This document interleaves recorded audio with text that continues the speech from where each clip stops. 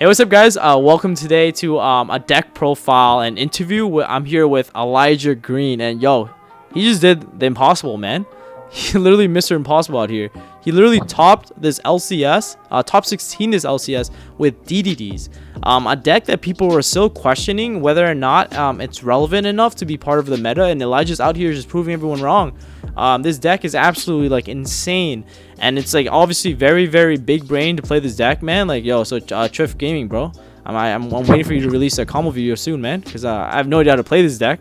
And so I'm really, really excited to be here with Elijah to understand his meta call, like why he chose to play DDDs, and also to understand like his thought process when he built this deck. Like, how did he get to like the list that we see here today? And so without further ado, guys, I have with you Elijah Green. What's up, Elijah? How are you doing, man? Hey, what's up, man? Doing pretty well. That's awesome. Congratulations again, and I'm super excited to have you on stream here. And so how about we get a little bit background about you. So how did you do in Swiss? I went 6-2. You heard that one of my losses was to Zoo in the last deck profile, but okay. Yep. Yeah. And then the other loss was to Justin Singh. I lost the roll to the Rock deck. He just full comboed me twice, the usual. Yeah. Deck is insane, man. But of course, sure. DD is like just as nuts, man. But and then how did you do in top cut? What was the top 32 like?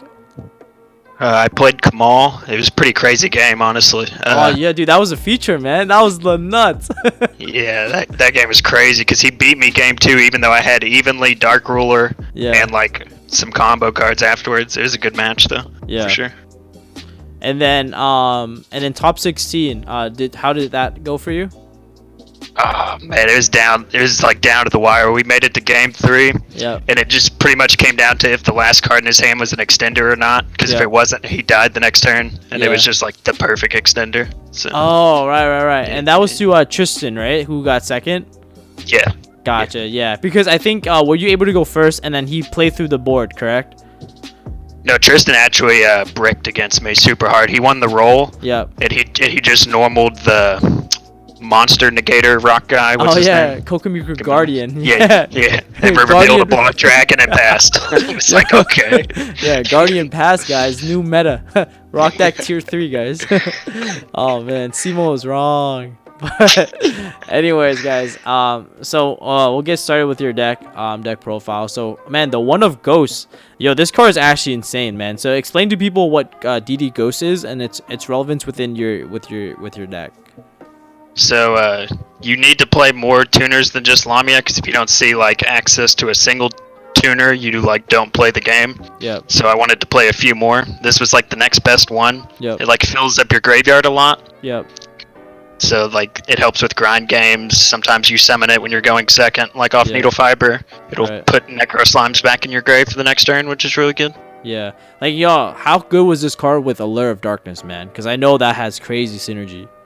Oh yeah, if you like turns 2-3 against control decks and you like allure into a ghost, get to put a Necro back in your grave, it just feels amazing, honestly. Yeah. So insane. It's like resolving Allure and then banishing Roar. It's just like the nuts.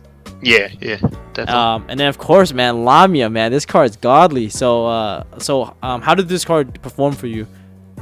Oh yeah, I mean it's the heart and soul of the deck. I'd play 5 of it if I could, honestly. Yeah. Yo, it's honestly every time I see you do the combo, you just abuse her, man. You keep summoning her back. I'm like, oh my god, she just wants to be in the grave. Let her live. Okay, the 3 of Necro Slime. I mean, these are like, of course, like the heart and soul, right? You have to play it, right? Yeah, you max out on all the combo pieces. A, because you're playing 3 desires, and B, you just have to see like 3 of them. Yeah. So you just max out on all of them. Gotcha. So like you have the triple Lamia, the triple Necro Slime, the triple Swirl Slime, and then of course like the triple Kepler. So let's go into like some of the more non-conventional cards in like the DDD list, because I did some research on this list, man. Like I actually like really wanted to play this when MR5 came out, and so I've tested a bunch of combos. But right here you have, for example, DD Orthros. So explain to me why you decided to play DD Orthros and like what this card even does for everyone else who doesn't know. So this card is a searchable out to mine. That's the only reason it's in my deck list. I didn't know for sure if people were going to be playing dinos or something with mine in it. So Right. this gives you an out. It means I don't have to side twins or cosmic or anything. Okay. And yeah, you just search this with gate, put it in scale, pop gate and mine, and then you kill them. So Oh, I just shit, thought it was yeah. worth including. That's actually pretty sweet. I didn't even realize that it can actually pop spells and traps. That's it's kind of like a Garuda, like a little bit, but that's pretty cool. And then of course you have Savant Copernicus. So explain to me what this card does and like why this card is like good in your deck. Yeah, I mean he's foolish burial, so Copernicus pretty much replaces like Necro or Lamia in the combo. Because you have to see 3 of the combo pieces, like the 2 slimes and Lamia. Yep. But Copernicus replaces like any of them besides Swirl. So. Okay, so this card is just like more a big consistency piece, right? Yeah, for sure. Okay, gotcha. And then of course you have the DDD KS King Apocalypse, man. So this card's a one of in your deck. So are you not afraid about banishing this card at all through Desires or? So the Orthros was a second one of this because you lose 1 negate if you banish this off Desires. Right. But it's a brick, right? It doesn't do anything. Yeah. So I didn't want to play more of it. Gotcha. If I banish the 1, I'll just end on 2 negates plus pop 3 cards. Yeah. It's still enough. Yeah, that's true. Because this is something that you like would put in your scale off of Gilgamesh, right? Correct. Yeah, it's that and Ragnaros, and then he will trigger the Ragnaros. So. Yeah, gotcha. And then of course, bro, 3 DDD Oblivion King Abyss Ragnarok, man. So how insane is this card? And then the half damage effect, man. Did that come up for you at all? Yeah, it kept me from killing. I think it was Tristan in my top 16 match for 1 turn. Yeah. I dealt like 14,000 damage, but obviously it was halved. Yeah. So he lived for a turn, but it didn't matter. Yep. Yeah. But yeah, he's crazy going second, so you got to max out on him. He is how you can afford to go second. He helps make your Caliuga, which just destroys trap decks. So. Right. Okay, sweet. And then now you have draw power, man. So you have 3 Allure of Darkness. Was there ever a situation where Allure of Darkness wasn't good, or it just wasn't enough to get you to where you needed, or is this something you feel like you definitely need to play? Yeah, no, you definitely max out on this. You play everything in 3s, so you bump into multiples a lot. Yep. Or you just draw the 1-ofs that don't do much in the hand, like Orthros or Ghost. Yep. And then, okay, so you have more consistency cards like Allure, because you were mentioning that there's a lot of... You require a lot of pieces to be able to combo off. And I think in one of your feature matches, I think you resolved Allure 3 times. I think you drew 8 or 10. I was like, what the heck? Yeah, I Desires and 3 Allures, and I think an Upstart as well. Yeah, an Upstart. I think you also Into the Void. I was like, this guy actually just drew 10. He has 8 cards left in his deck. Is he? So I'm like, is he trying to do some maxi challenge I don't know about? But regardless, man. Then you have 3 Call by the Grave. So how insane was this card? Was it stopping hand traps really just usually, or was there other applications against other matchups that Call by the Grave really came up in? It actually kept me alive one time when I got Dark Rulered, which was nice because they didn't open very nice besides the Dark Ruler, so the called by was enough to kind of skip over their turn. But yeah, it's a decent defensive card as well. So nice. So you have the 3 contract, obviously more consistency pieces. That makes sense. And then you have the Dark Contract with the Swamp King, man. So this is essentially one of the miracle fusions for the deck, right? So explain to me why you added this card into, because I've seen some lists with and without it. So you need a second target with Kepler, I feel, because if you open Kepler and Gate, you don't want to just search a useless card. Yep. And it can kind of replace Swirl Slime in certain hands because you can just fuse 2 guys from hands. Yep. So you can kind of skip out on searching Swirl, or if you banish all your Swirls, it lets you start still. Gotcha. Yeah. That makes sense. And then it helps play through Nibiru a lot. Sorry, I just wanted to mention it helps a lot with playing through Nibiru. Oh, okay. Yeah. That's actually pretty neat. So so what's okay? We can talk about the choke points of the deck and how this card lets you play through Nibiru after. But that's actually really, really interesting. I didn't really think about that because I just realized that now. But yeah, this deck is very susceptible to Nibiru. Sure. And then I guess going to the deck, I guess we'll just start off with that. Did you just not expect people to be playing Nibiru like in this tournament just because people realize that Nibiru is actually not good against the rock deck and that's why DDD was the meta call? Or Yeah, I didn't expect a ton of Nibiru. I thought everybody was going to shift over to like the Dark Ruler Lightning Storm 6 of in the rock deck. That's what I thought most of them were going to be running, which is why I have 3 anti-spell on my side. Yeah. But yeah. Okay, gotcha. That makes sense. So why did you decide to play DDDs for this event? Like instead of like any other combo deck?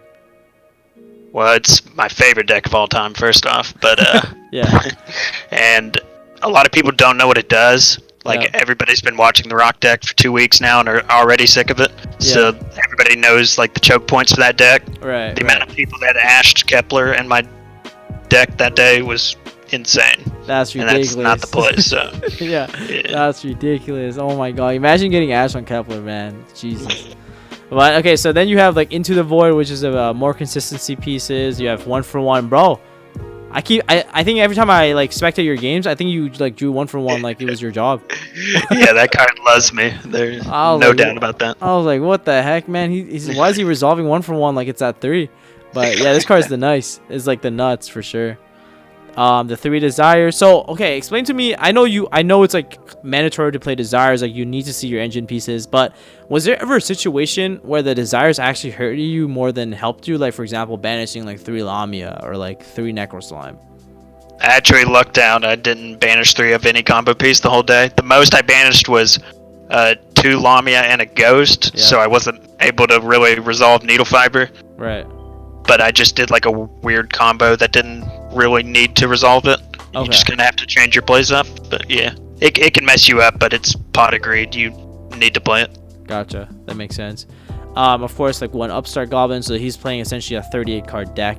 Just like max out on consistency. And then the 3 Warrior Arthal, man, this card has been seeing a lot of play in Spiral, like last format, but now we're seeing a comeback of it in like the DDD deck. What are your thoughts on Warrior Arthal and like did the life points, taking life points at the end phase, did that ever like hurt you? That doesn't even always hit you because a lot of times you might be swirling a level 1 out of your hand with its graveyard effect, and then you're actually going to get to normal summon what you search. But yeah, the 2000 just doesn't matter. You put up so many negates that it's whatever. And also one time during the tournament I gained 2000 from the D-Arc. Oh, yeah. The Orco King D-Arc. Yeah, that was crazy. I was like, this guy's actually plussing off of Warrior Arthal. What the heck? Okay, that's pretty neat. Okay, now I guess we'll go into your extra deck. So you have a Big Genghis, man. So so explain to me this card and why'd you decide to play this ratio of like 1 Big Genghis, 2 little baby Genghis, and then 1 D-Arc? I wanted to find room for the second High Flame King, but it's just like not space for it. It's so good going second though. So many of my turns, especially against like Eldritch and stuff, would start out with just like swirl and rag out of my hand to make him because he's a spell and trap negate on my turn. Right. And it just makes the rest of the plays so much better. Gotcha. So it lets you play second going against a trap deck. I didn't even think about that. Yeah, because I think whenever I played this card, I always forget that you can only negate during your turn. And I was like literally just cheating with this card. I was like, negate. Yeah, I did that the first week that I was playing with it too. Like the first time I played the Z, I'm like, I just put up like 4 like 3 big Genghis. I'm like, yeah, negate. And they're like, you definitely can't do that, man. I'm like, yo, this deck is terrible. But yeah. Okay, gotcha. And the two baby Genghis, I think that's like standard ratio. It's like almost mandatory, correct? Yeah. You need the 1 for the starting combo, and then it's like your follow-up to have that on the next turn, so you can fuse again, and then it kind of resets everything. You can get back out Siegfried if they answer it and everything. So. Gotcha. Yeah. And so D-Arc, man, so this is a card that I've seen in and out of like DDD's list. So why did you decide to play this card? And like, did you think this card was like necessary? So it'll make more sense when I explain the playing through Nibiru part, because when you have access to the swamp card that we talked about, you will only get 1 more Lamia summon after getting Nibiru'd off of the Needle Fiber, and so you just want the card to already be level 7, so you can't do Genghis and like climb into an Alexander or anything. You just need to hard make a level 8 Synchro, and she's the best level 7. So. Oh, gotcha. Okay, that makes perfect sense because you'll get one more Lamia, and then Diarch and Lamia will get you either to Savage or whatever level 8 you need, or Siegfried, etc. Yeah. Okay, and then of course we have your Synchros. So you have like the Boral Savage, the Crystal Wing, the Siegfried, right? So the 3 level 8s. So out of these 3, which is this like what you summon in all your combos, or? Yeah, you end on all 3 of them plus the needle fiber pretty much every time. Okay. Yeah. Pretty sweet. And then you have the High King or the Gust King Alexander. I know there's also like the High King one, or like the level 10 or so. Why didn't you play that card? So the only time that ever comes up is if you use your Formula Synchron on to reset your board if you kind of get blown out. Yep. But I was always using Formula Synchron for Satellite Warrior because that card's so absurd. Yeah. That card's nuts. Right. So then you have the Gust King Alexander. That's like another combo piece as well, from my understanding. I think you synchro off the Lamia with the Genghis, correct? To get to. Yeah. Gotcha. And then you have the Formula Synchron, which is summoned off of Fiber, which allows you to get into, dude, I think the best synchro card in the extra deck, man. Satellite Warrior. Definitely my favorite. So how insane was this card? At one point in the weekend, I popped 4 cards on my opponent's turn with it. It's Salmon Great Rage ×2. Card's crazy. Jesus Christ, yeah. And then I think people don't even realize this, man, but it's a permanent attack boost. Like, what? Oh, yeah. This card is huge. Like, imagine pop 4, it's at 6500. Like, GG, bro. 100%. And then, of course, Kali Yuga. So this is a card that's, like, it's literally absurd, man. Like, I was actually so mad that, like, people were doing, like, rank up spells. And I'm like, yo, they're going to get Kali Yuga banned. And it's not even DDD's fault, man. It's, like, these rank up spells. So... I was getting worried, too. I was like, man, let me at least get one event in before you all get this card banned, please. Right. So, did you make Kali Yuga a lot? And how good was this card? Obviously, it's really, really good. But, you know, like, I guess, did you make this card quite a lot? Probably 2 or 3 times. It's like weird because it negates everything on the field, so like you have to, if you're gonna do any other plays, you have to make them first. Yep. And then you kind of slap it down towards the end. Right. But yeah. Gotcha. And then Ding Girsu, man. So I saw you summon this card actually when I was spectating one of the games, but so why Ding Girsu? I know there's a lot of really good rank 8s, right? So what were your thoughts on Ding Girsu? So I was never making a rank 8 on my turn 1. I just wanted to do the synchro play every time, so I didn't need one that negated. I wanted one with utility. Yep. And believe it or not, I actually feared the Zoo matchup. I thought some people would be playing it for fun in an online tournament. Yeah. And I had it, and I was ready to out the Mega Clops, but he just had too many hand traps, and I just couldn't get to the ding, so... Okay. Yeah. Gotcha. That makes sense. Yeah, because this deck also has a hard time outing the Mega Clops, correct? Yeah. Ding's the only way to do it. Yep. And again, the cross shape, man. Yo, this card, I think DD is gonna get this card banned, bro. So, I remember watching a Team Sam video. This guy, he called cross sheep DDD Savant cross sheep. Oh, that's DD Dave. Yeah, shoutouts Dave. Yeah. So, he was calling this card DD7 cross sheep. I was looking at the card. I'm like, yo, holy smokes, man. This card is actually the nuts. But so explain to me why this card is like insane. Let everyone else know why this card is absolutely busted. So obviously it brings back your Lamia, which is already crazy because it's like our 6th time bringing her back. But yeah. I think people have read Cross Sheep against me more than they've ever read the card in their life, because most people don't realize that you get all of the effects of whatever it points to. Yes. So in my combo, I summon a Crystal Wing under it, and I already have a fusion over there, and that's when I trigger Cross Sheep, so they gain 700 attack, and I get to summon the Lamia. But they don't realize it's not what you summon; it's like what it's pointing to, you know? Yeah, exactly. No, that's like the most like insane part about Cross Sheep, like, and that's why like it's the second Genghis, like baby Genghis, actually comes up, because you just leave it in like the arrow that Cross Sheep points to, and then once you make a synchro play with, like, for example, like Fiber into the Synchron, because like a synchro monster is like, you know, summoned to that zone, you can then trigger both effects, and it's like absolutely nuts. It's like you get both a reborn and you get 700 attack. Like, come on, it's so nice. Yeah, it's crazy. And then Needle Fire, man, this card just generates so much advantage, and it's actually like the nuts letting you play on your opponent's turn. Yeah, this is what you always end on. This is what made the deck relevant again, honestly. Summoning Formula Synchros, just crazy. Yeah. Was there like ever a time where like you would link off like Needle Fiber, or like it's something that you always just kept on? Only if you're like going second and it's like super weird hands where you need to get your Lamia in the graveyard somehow. Yeah. Just to like feel a Necro Slime or something. That only came up like once or twice. But okay. Gotcha. And then, bro, oh my god, man, this card came out in Dual Overload, and I was so hyped when I saw this card because this card literally says put 2 pen skills. Yeah, it's Electromite times 2. It's crazy. Yeah. 2 pendulums. So explain to me like your applications of Gilgamesh, and you know, like how good is this card?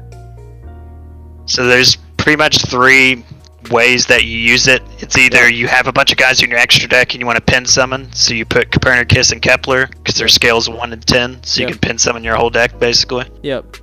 The combo, which is Rag and Apocalypse, it gets you to your Siegfried. It's like a level 8 synchro, and then obviously you can get Orthros from your deck. If you're against a bunch of back row, you need to out a Floodgate or something. Yep. You can get Orthros and then pop it, which is nice. Gotcha.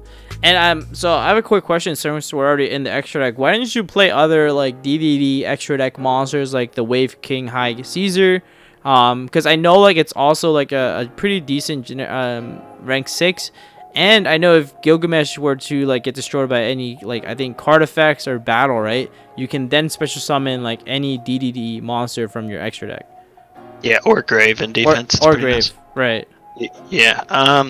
The rank 6 was the other one I was considering playing, but it just like the way you have to end on that was always awkward in the combos for me.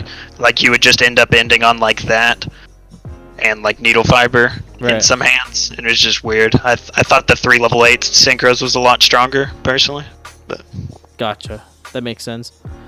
All right, we'll go into your side deck, man. The 3 Nibiru. Holy smokes, man. So it's like a love and hate relationship with this card, ain't it? Yeah, you gotta play it, but you hate to see it when they got it, you know? Yeah. You just got to. So was this card as good? Because I know a lot of people opted to not side this card in against the Rock deck. I know some people cut it completely out of their deck. It's not even in their main or side like I did. So how did this card perform for you?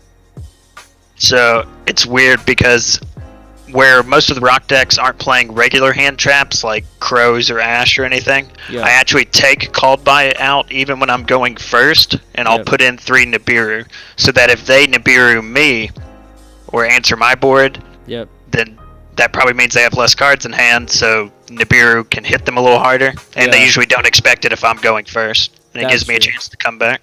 That makes sense, yeah. So even if they Dark Rule and break your board, they might just overextend in like some, you know, like quote unquote like cocky way, and that'll like just lead them right to the Nibiru. And that's just for sure. I stole some games like that. Yeah, 100%. Yo, Scarlet Red Dragon art sheet, man. Did you like Cowboy for game everyone in Swiss, or? I mean, that was the plan, but then I found out after the list went in that it is 50 minutes long and there was turns. Yeah. So pretty much defeated the idea of this, but I was like, it's a combo deck with a bunch of steps, you know. Yeah. Everybody's going to be reading the paragraph text on every one of my cards. Yeah. So I just figured I'd be going into time, so I might as well have it. Right. That makes sense. Yeah, it's like I remember like when Xu Ping played at the UDS, it was the first time he like, you know, took that Rocket deck to a competitive event, at least in the TCG, and so he actually sided Scarlet too because it was like, you know, everyone's reading these cards because they're like, yo, what's happening? Like, wait, how did you just put a 4 negates? Like, what? Yeah. So, yeah, 100%. And then the 3 Dark Lord No More, man. So, this card loves you. This card loves you. It's better in this deck than most decks, man, because, like, look at the amount of draw power I'm playing compared to, like, most decks. With 3 Desires, 3 Allure, in a 38-card deck. Yeah. Like, the chance of you actually seeing this card actually like is so nuts, like, you know what I mean, like, and no one's ashing Allure, like, you know what I mean, like, so it's just like play, so yeah, 100%. And then the 3 anti-spell fragrance, man, yo, that's kind of ironic, bro. You're playing a pendulum deck and you're siding anti-spell. Well, I can turn it off with Siegfried, you know, the old Vanity's Emptiness combo. You can just turn it off on your turn. Yeah, it'll come back on their turn, but yeah, you gotta play around Dark Ruler. Deck can't beat it, so 3 of that in an order come in whenever I'm going first. Okay, that makes sense. And then the 3 evenly matched. So is there something like just walk me through like the side deck the side deck steps and like process. Like how do you side in like going second against, let's say, the rock deck, right? Like what do you take out and what do you put in? So I put in 9 cards because I cannot win that matchup if they go full combo without some kind of cheese. Yeah. So I take out 3 called by. Yep. Normally like Orthros, and maybe Into the Void. Yep. And like maybe one of my Ragnaroses, like. Yep. And Where Art Thou, just because it's harder to resolve that going second. Right. Because you just need to see a side card to beat that deck. So, yeah. That makes sense. And then you have the 1 Imperial Order, and then obviously the win button, Red Reboot. So did you see this card quite a bit? I actually only played like 1 trap deck, and that was Cam Neal. Yeah. But it didn't really come up. I just won the roll. He scooped, and then he bricked in game 2 as well. So it was, Gotcha. Nice. So, yo, man, congratulations again for this top, and thank you for taking the time to like come out for this deck profile. I definitely want to get you in another video where like you showcase the combo, and so I'll reach out to you again and have that up. But yeah, man, congratulations. I really hope I see you in more top cut performance and like top cuts for sure, just because I think what you did today was show people that like you can, if you understand a deck really well, and clearly you do, like, you know, I've seen you perform this combo like through like some weird hands, man, and it's clearly a testament to how long you've been practicing and playing this deck. And so I think this is a testament to everyone that if you're going to any event, you should play a deck that first of all you enjoy and you know really well, because exactly. I think that gives you a higher chance of topping and then just playing some deck just because it's quote unquote like good or like meta. So man, congratulations again, and I hope to see you in like the future for sure, man. Absolutely. Thanks so much, man. Yeah, of course. Yo, also Dave, thank you so much again for attending, and do you have any shout outs before we conclude this interview? Yeah, for sure. Shout outs Clifton Land and Chester Henson. They helped out with the list a lot, you know, fellow DDD lovers. Nice. Shout outs to the whole Eastern Kentucky crew, you know, all my card shops. Nice. Yeah, and shout out to you for doing the profile. Yeah, man, I appreciate the love and support. But yeah, that's pretty much it, guys. Yeah, here it is, the DDD deck profile everyone's been asking for. Yeah, of course. Guys, please like, comment, and subscribe, and let me know in the comment section below your thoughts on DDDs and its relevance within the meta. So, all right, guys, I'll see you guys in the next one. Peace.